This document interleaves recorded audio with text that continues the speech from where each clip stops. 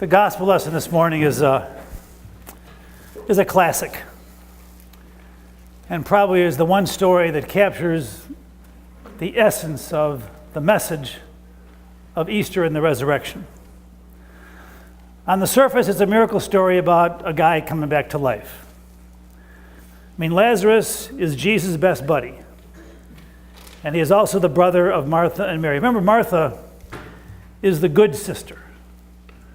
She's dependable, organized. She has things organized when there's a dinner party. She cleans the house, all that kind of stuff. And Mary is the loose cannon. She's the one that when Jesus visited one day for dinner, Martha's in the kitchen getting it ready, and Mary sits at Jesus' feet, listens to his stories, anoints him with perfume, and washes his feet with her hair. And Martha is not happy. Well, anyway, Lazarus dies, and by the time he gets to Lazarus' home, he's been dead for 4 days. The message is not just about a dead person coming back to life. Because listen to what Jesus says. He looks at the entrance of the tomb, and he cries out with a loud voice, "Lazarus, come out." And Lazarus comes out all bound up, bandaged with cloths. And Jesus says, so everybody can hear, "Unbind him and let him go." I keep thinking of those words, come out, unbind him, and let him go. And this morning I'm thinking about one of the kids in our youth group, Brendan. He's a good, simple, young, fun-loving kid. He has a loving family who was here at the early service, and they will never speak to me again. He loves our church. He loves hanging out here.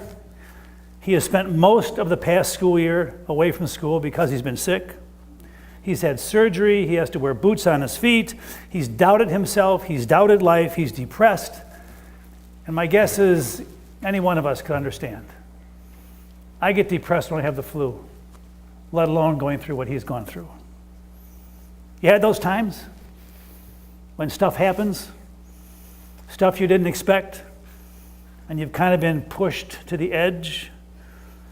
And you hear those words, I'm not sure where they come from, that God only gives us what we can handle. Number one, God does not give us bad stuff. It happens. And number two, sometimes you want to pray to God and say, if that's true, God, then I've just about had the limit. Can you just knock it off for a while? And there are times when, in our own way, we get bound up. We feel caught in a tomb that we can't get out of, and we're not sure where to go. We want so much to be unbound and free and rediscover who we once thought we were. The gospel story this morning is not about Lazarus.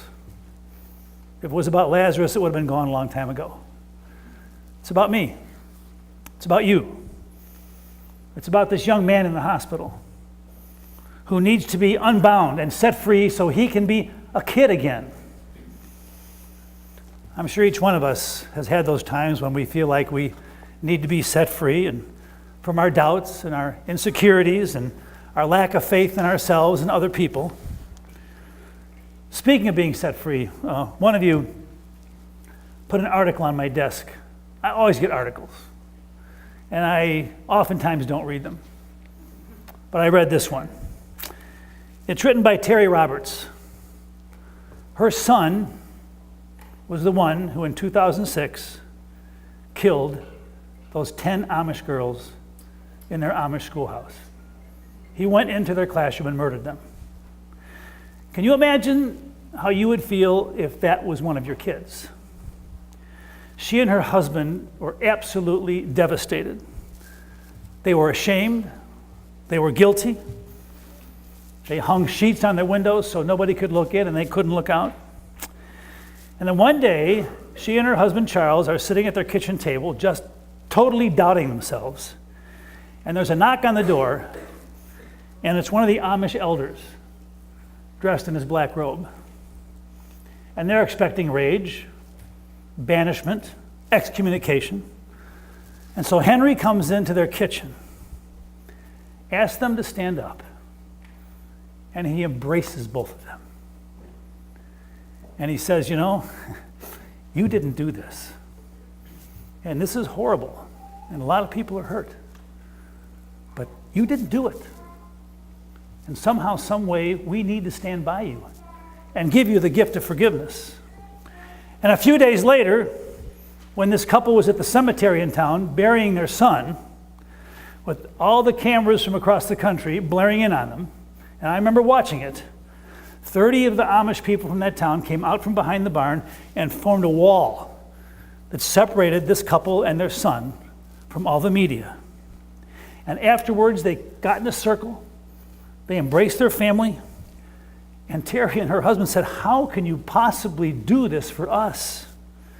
And they said very clearly, "How can we ever expect to be forgiven if we do not issue the invitation to be forgiven unto others?"